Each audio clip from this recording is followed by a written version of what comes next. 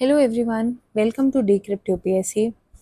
Decrypt UPSC की current affair series जिसमें हम डीक्रिप्ट कर रहे हैं around 100 topics for current affairs, उसकी आज हम फोर्थ वीडियो पर हैं। ठीक है, and here we aim to discuss two topics basically. एक हम बिमस्टिक के बारे में पढ़ेंगे and secondly we are going to read about some mapping of Middle East because Iran Israel conflict is totally in news. Okay, so these would be our topics for the day. And इसका जो compiled version है इस पूरे PDF का, पूरी videos का, वो आपको टेलीग्राम चैनल पे अवेलेबल करवा दिया जाएगा। फाइन, चलिए शुरू करते हैं आज का topic, that is BIMSTEC. BIMSTEC की फुल फॉर्म क्या है? Bay of Bengal initiative for multi sectoral technical and economic cooperation. Okay, ये एक मल्टीलेटरल ऑर्गेनाइजेशन है जो साउथ एशिया और साउथ ईस्ट एशिया को कवर कर रही है। साउथ ईस्ट एशिया की कौन सी कंट्रीज हैं? यहाँ पे थाईलैंड आ जाएगी, okay, and your Myanmar. Okay, so these are the two countries from south east Asia. बाकी आपको कैसे याद रखना है? हमारे neighbours mostly on the eastern side, Nepal एक आपको याद रखना है, बांग्लादेश। ठीक है, मैं कैसे याद करती थी? BIMSTEC, right? So I used to remember B for Bangladesh, M for Myanmar, okay, I for India, then S for Sri Lanka, T for Thailand, EC रह गया। ईसी की जगह we will have, what will we have? Are Nepal and Bhutan. ये दो countries मैं इसी की तरह याद रखती थी। This was my trick of remembering the countries which are comprise of BIMSTEC. Okay, चलिए नेक्स्ट देखते हैं। अब ये एक रीजनल ऑर्गेनाइजेशन है, ठीक है, particular region, south Asia region and south east Asia region, इनको कनेक्ट कर रही है। इनके बीच का गैप है जो वो फिल कर रही है। फर्स्ट पॉइंट, ठीक है, so it is bridging south and south east Asia and linking Himalaya region with bay of Bengal. Understood. Participant countries आप समझ गए हैं। अच्छा, एक फैक्ट बहुत जरूरी है याद रखना, दैट इज बैंकॉक डिक्लेरेशन। ये फैक्ट इस बार यूपीएससी ने पूछ भी लिया था, ठीक है, they gave it Dhaka declaration. मैंने इसका क्वेश्चन यहाँ पे ही मेंशन किया हुआ है। तो इन्होंने बीमस्टेक के बारे में क्वेश्चन, क्यों ये करंट अफेयर्स में था? बिकॉज समिट इसका भी कंक्लूड हुआ था, ठीक है। तो इसमें दे आस्क्ड कि it is a regional organization consisting of 7 member states. तो वहाँ पे ना सारी स्टेट्स को याद करना इज़ नॉट पॉसिबल। तो जैसे वो मेरा ट्रिक था, उससे मुझे पता था कि ओके कंट्रीज तो यही है ना, 1 2 3 4 5 6 7। So this was a correct statement. Okay, coming to second thing, Dhaka declaration they came, but it is Bangkok declaration which I have taught you over here. 1997 का बैंकॉक डिक्लेरेशन है, तो ये statement अपने आप ही गलत हो जाता है। ओके, फाउंडिंग मेंबर स्टेट्स, इसके बारे में आपको आगे पता चल जाएगा। ओके, चलिए नेक्स्ट देखते हैं। ये हो गया first point. Second point is it is alternative to SAARC. What is SAARC? SAARC is also regional organization जो मेजरली साउथ एशियन कंट्रीज को कंप्राइज करती है, not not south east Asian countries. इसमें मोस्टली साउथ एशियन कंट्रीज हैं। इसकी membership आप खुद देखेंगे, सो योर होमवर्क, ठीक है। So it is your south Asian association for regional cooperation. तो ये उसके लिए ऑल्टरनेटिव ऑर्गेनाइजेशन बन गई है बिम्स्टेक। क्यों? क्यों BIMSTEC has is coming as an alternative to SAARC? Because SAARC है जो ये फंक्शनली डिफंक्ट हुआ पड़ा है, ठीक है। इसके रीजंस क्या है? Why is SAARC functionally dysfunctional? ठीक है, पहली बात तो मैं आपको एक बता दूं कि जो हमारी ये एशियन कंट्रीज है ना, साउथ एशियन कंट्रीज हैं खास कर इनके अंदर का रीजनल कोऑपरेशन इतना बुरा है कि इसके कारण all over these countries are having problems with respect to trade, economy, ठीक है, एंड सिक्योरिटी। तो यहाँ पे कोऑपरेशन की बहुत प्रॉब्लम है। अब जैसे आप इंडिया की बात करिए, है ना, अगर आप अपने सारे नेबर्स को एक बार ध्यान से देखेंगे तो यू नो बांग्लादेश में there is coup going on, Myanmar में there is coup going on, in Sri Lanka there was a recent big economic crisis going on, ठीक है, नेपाल में रजीम का प्रॉब्लम चल रहा था, ठीक है, भूटान शांत देश आपको मिल जाएगा। एंड ओवरऑल भी इस एरिया में यू ही बोलता है कि रीजनल कोऑपरेशन के कारण we are losing lot of trade value in this region. तो ये बहुत ही डिसइंटीग्रेटेड रीजन है। तो इसके लिए एक ऑर्गेनाइजेशन हमने बनाई थी, दैट वाज सार्क। पर unfortunately SAARC has also prove to be a very defunct organization. अब क्या रीजन है? उसके दो रीजन है। पहला रीजन तो ये है कि इसका जो स्ट्रक्चर है ना, उसमें इशू है, स्ट्रक्चरल इशू है एक। वो क्या इशू है? सार्क का स्ट्रक्चर बोलता है कि to make a final decision every country will have to give a consensus. जितनी भी कंट्रीज इसकी पार्टिसिपेंट हैं, इसके मेंबर्स हैं, उन सारी कंट्रीज जब कंसेंसस देंगी वो सब countries, then you can bring out that decision into final platform, then that decision will become a final decision. So consensus by all the members, and that was not possible. Why? Because India and Pakistan both are parts of SARC. तो इनके बीच consensus आना is a big difficulty, ठीक है, because they have different interests. और दूसरा problem क्या है, इनके इस चक्कर में समिट्स भी नहीं हो पाते, बहुत ही कम समिट्स हो रहे हैं सार्क के।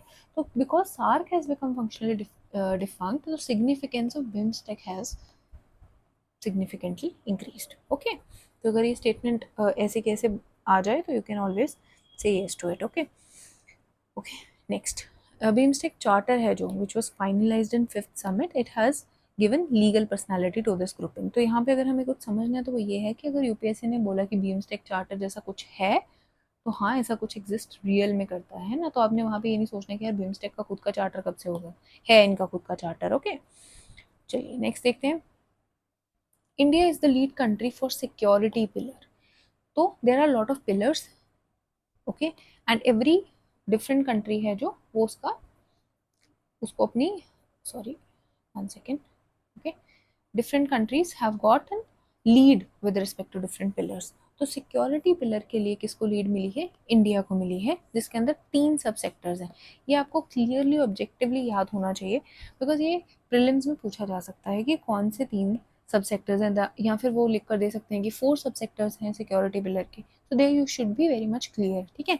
Counter terrorism, disaster management, energy security, these are the sub pillars with respect to security pillar जिनमें इंडिया लीड कर रहा है।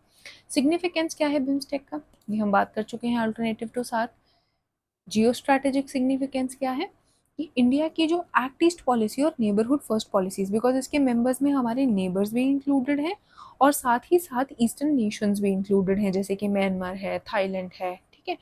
तो हमारी जो एक्ट ईस्ट पॉलिसी है जिसमें we are focusing on our eastern, हमारे देश के जो ईस्टर्न विभाग में देश पड़ते हैं उन पर हम फोकस कर रहे हैं, उसको भी फ्रक्टिफाई करता है, उसको भी ये फ्रूट देता है, ठीक है। ये इसका जियो स्ट्रैटेजिक सिग्निफिकेंस है। रीजनल सिग्निफिकेंस क्या होगा कि एशियन कंट्रीज को लिंक करता है हमारे साउथ एशिया और साउथ ईस्ट एशिया रीजन के साथ, तो उसके कारण एक प्रॉपर एक broader Indo Pacific framework develop हो सकता है। Next is blue economy, because it is bordering bay of Bengal, तो ऑब्वियसली ब्लू इकोनॉमी की पोटेंशियल बहुत ज़्यादा है, but still it has few issues, जैसे कि ऑर्गेनाइजेशनल प्रोसेसेस का काफ़ी स्लो है। जियोपॉलिटिकल चैलेंजेस हैं। जियोपॉलिटिकल चैलेंजेस क्या होंगे, चाइना का इन्फ्लुएंस। तो देखने को मिला है कि सारी बिम्स्टेक मेंबर कंट्रीज हैं जो they are part of belt and road initiative project except India and Bhutan. तो आप देख सकते हैं कि इन सारी कंट्रीज पे, यानी कि नेपाल पे या म्यांमार पे या बांग्लादेश पे कितना ज़्यादा इन्फ्लुएंस है चाइना का। तो चाइना, अगर हम कोई भी अपना ऐसी regional organization which is very much close to India discuss कर रहे हैं, तो चाइना चैलेंज है जो वो हमेशा इरप्ट हो ही जाएगा, बिकॉज चाइना की स्ट्रैटेजी है हमारे नेबर्स को अपनी तरफ करने की, बेंड करने की, है ना। So it wants to act as the leader in this whole region. So China is acting also, it is investing through Belt and Road Initiative, जिसमें India is obviously not the participant, and lot of countries जो हमारे को surround कर रही हैं वो इसका participant बन के बैठी हैं इन द लालच of investment. Okay, political instability की अगर हम बात करें तो ऑब्वियसली इनकी जो मेंबर स्टेट्स हैं उनमें हमें काफ़ी पॉलिटिकल क्राइसिस, जैसे मैंने आपको बताया म्यांमार में खूब चल रहा है, या श्रीलंका में इकोनॉमिक क्राइसिस काफ़ी हद तक बढ़ा रहा है इस बार। इंफ्रा गैप्स भी आपको देखने को मिल सकते हैं इन एरियाज में, बिकॉज हमारे जो कनेक्टिविटी प्रोजेक्ट्स हैं, जैसे कि BBIN मोटर व्हीकल एग्रीमेंट की अगर हम बात करें तो उनमें डिलेस बहुत देखने को मिलते हैं। तो ये सारा आपका बिम्स्टेक का पॉइंट्स था। ओके, एक पॉइंट में इसमें आपको और ऐड करवाना चाहूँगी। 1997 में जब ये इस्टेब्लिश हुआ था तो it was not originally BIMSTEC, it was basically BIST, that is BIST एक्ट, दैट इज इसके जो बिस्ट था उसमें आपका Bangladesh will be there, India will be there, ठीक है, Sri Lanka will be there and Thailand will be there. तो यही 4 कंट्रीज इसका पार्टिसिपेंट थी। So you should know about the founding members also. Who are the founding members, BIST EC are the founding members, ठीक है। ये point मैं इसमें add भी करवा दूंगी, okay, but we should not miss it. तो अभी अगर हम क्वेश्चन देखेंगे तो हमारे लिए बहुत इजी हो जाएगा। पहले तो हमने फर्स्ट वाले को तो करेक्ट कर ही लिए, सेकंड को गलत मान लिया, तो सेकंड को पहले आप गलत मान लीजिए, left with D and C. So मतलब one is obviously correct. Okay, next, Bangladesh, India, Sri Lanka, Thailand and Nepal are founding members. तो मैंने भी बताया बिस्ट हैं जो, वो फाउंडिंग मेंबर्स हैं। थाईलैंड है, ओके, श्रीलंका भी है, इंडिया भी है एंड बांग्लादेश भी है। बट थर्ड और फोर्थ आर नॉट कमिंग, ठीक है, बिकॉज नेपाल नहीं है, इन्होंने नेपाल लिख दिया है, तो third won't be the correct choice. Next is sub sector of tourism is being led by India. तो ये हमने पढ़ा सिक्योरिटी वाला है जो वो लीड कर रहा है। तो very factual and very depth में ये क्वेश्चन पूछा गया है बाय यूपीएससी। इसमें कोई ट्रिक या कोई भी एप्टीट्यूड काम नहीं करेगा। अगर आपको पूरा नॉलेज है, if you remember the declaration, you can obviously eliminate 2 options, but then you will have to be very clear कि कौन से सब सेक्टर में हम लीड कर रहे हैं। ओके, तो इसलिए क्लियर नॉलेज होना खास करके अपने रीजनल ऑर्गेनाइजेशंस का is very essential in these exams. Next देखते हैं, हम यहाँ पे थोड़ी मैपिंग प्रैक्टिस करेंगे, ठीक है। मिडल ईस्ट हम देख रहे हैं, so there is India over here, okay, India है, then is Pakistan, then we have Iran. So Iran has significant boundary with Pakistan. तो आजकल आपने यूपीएससी में देखा है एक ट्रेंड शुरू हुआ है, पर्टिकुलर ट्रेंड ऑफ क्वेश्चंस, जिसमें जो कंट्रीज बहुत ज़्यादा न्यूज़ में होती हैं उनसे उनकी सराउंडिंग कंट्रीज पूछ ली जाती हैं। जैसे यूक्रेन की पूछ ली गई थी और उस साल बहुत सारे बच्चों को वो नहीं भी आती थी। तो इसीलिए when Iran is so much in news, we should be very clear कि कौन सी कंट्रीज के साथ वो बॉर्डर शेयर करता है, ठीक है। तो एक आपको पाकिस्तान मिल जाएगी, अफगानिस्तान, तुर्कमेनिस्तान है, Azerbaijan, Armenia, Iraq, okay, and then you know about Persian gulf, ठीक है। तो यहाँ पे मैंने लिखा भी है इसके बारे में, सॉरी, हेयर, ओके। तो Iran, it has land borders with Iraq, Turkey, Azerbaijan, Armenia, Turkmenistan, Afghanistan and Pakistan. तो कितनी कंट्रीज हैं नाउ? 3 4 5 6 7 कंट्रीज। तो एक तो आप इसको लाइक याद भी कर लीजिए कि 7 कंट्रीज आजकल सीधा लिख के दे देंगे, 7 countries, so you should know this, and then you can make some mnemonic to remember these countries. Okay, next देखते हैं। चलिए, second point we should know is Caspian sea. Caspian sea और पर्शियन गल्फ, ये दोनों चीज़ें बहुत important है because ये ईरान के बिल्कुल साथ हैं।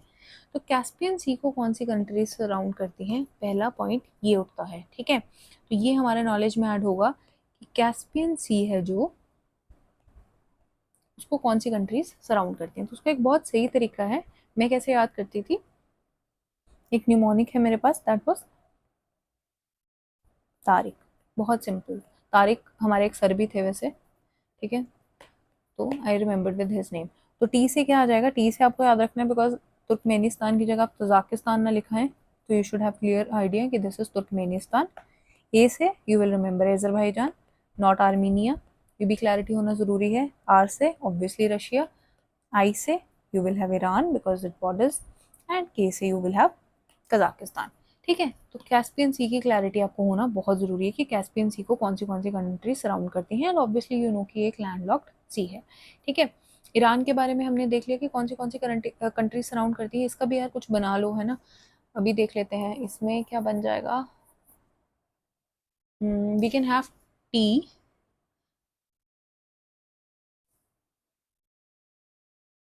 तापित बन सकता है ना, because we have 2 T over here, तो तापित बना सकते हो अगर याद हो जाए तो, it's very simple, and then you can obviously remember the countries. Okay, next important point which I am going to discuss with you is Persian gulf, ठीक है। पर्शियन गल्फ बहुत इंपॉर्टेंट है। पहले तो आप इसको समझिए, ये जो हमारा पूरा सऊदी अरेबिया हॉर्न है, इसमें आपको और भी कंट्रीज मिल जाएंगी, ठीक है, उसका यहाँ पे हॉर्न है। यहाँ पे आप पहले एक बात समझिए कि ये एक पर्शियन गल्फ वाला एरिया आ जाएगा जो ईरान को ऑब्वियसली बॉर्डर कर रहा है, और इस एरिया में आपको रेड सी मिल जाएगी। एक ये क्लैरिटी अपने दिमाग में ले आइए with respect to this region, okay. तो हम अभी पर्शियन गल्फ, ये देखिए रेड सी है ना, तो कई बार बच्चों को यही कंफ्यूजन हो जाती है कि रेड सी यहाँ पे नहीं, पहले यहाँ पे पर्शियन गल्फ है, और पर्शियन गल्फ है जो, उसके यहाँ पे गल्फ ऑफ ओमान है, यहाँ पे आपकी स्ट्रेट ऑफ हॉर्मोज है। तो जो ईरान बार बार हमें धमकियां दे रहा है कि वो स्ट्रेट ऑफ हॉर्मोज है जो, वहाँ पे हॉल्ट लगा देगा, ठीक है, दिस धमकी has been given by Iran, उसके कारण क्या होगा, because it is a major trade point, तो ये ट्रेड पॉइंट चोक होने के चांसेस हैं। ठीक है, सारा जो ऑयल आता है वो इसी ट्रेड पॉइंट से होकर गुजरता है। ठीक है, so we can not let that happen, world can not let that afford, मतलब वो अफोर्ड नहीं कर सकता वर्ल्ड इस चीज़ को। ठीक है, world can not afford this, so it is kind of blackmailing with respect to strait of Hormuz. चलिए वो सब आपकी टेंशन नहीं है, आपसे सीधा वो स्ट्रेट ऑफ हॉर्मोज के बारे में पूछ सकते हैं। ठीक है, ये स्ट्रेट ऑफ हॉर्मोज के बारे में पूछ सकते हैं, वो आपसे गल्फ ऑफ ओमान के बारे में पूछ सकते हैं, वो पर्शियन गल्फ के बारे में पूछ सकते हैं। ठीक है, ये आपको समझने की ज़रूरत है। तो स्ट्रेट ऑफ हॉर्मोज को अगर आप ध्यान से देखिए तो कौन सी दो कंट्रीज सराउंड कर रही हैं, एक तो आपको याद रखना है ऑब्वियसली ईरान है, और दूसरी साइड आपको याद रखना है यूएई है। ठीक है, Persian gulf, gulf of Oman, Persian gulf है जो, उसको कौन सी कंट्रीज सराउंड कर रही हैं, ये भी आपको क्लैरिटी होना बहुत ज़रूरी है। So the countries surrounding Persian gulf are, यहाँ पे मेंशन नहीं किया गया है तो हम खुद लिख लेते हैं, तापित और तारिक आपने याद कर लिया है, अब पर्शियन गल्फ के सराउंडिंग कंट्रीज देख लेते हैं। One would be Bahrain, Iran Iraq दोनों हैं, Kuwait, Oman, Saudi Arab and UAE. ठीक है, how many countries, 1 2 3 4 5 6 7, one country we are missing because we have total 8 countries. Bahrain है, ईरान है, इराक है, कुवैत है, ओमान है, कतर वी डिडंट राइट ना, okay, so Qatar, okay and UAE. तो ये सारी कंट्रीज सराउंड करती हैं, देख लीजिए यहाँ पे, ये यूएई है, ये कतर है, ये सऊदी अरब है, ये ईरान इराक हो गए। ठीक है, और यहाँ पे ओमान है। ठीक है, Oman is also bounding this, fine. चलिए नेक्स्ट चीज़ जो यहाँ पे ऑब्जर्व करने वाली है वो है रेड सी। ठीक है, रेड सी के बारे में यहाँ पे तो नहीं लिखा है, बट रेड सी को कौन सी कंट्रीज सराउंड करती हैं ये भी आपको आइडिया होना चाहिए। फाइन, तो हम ही लिख लेते हैं रेड सी,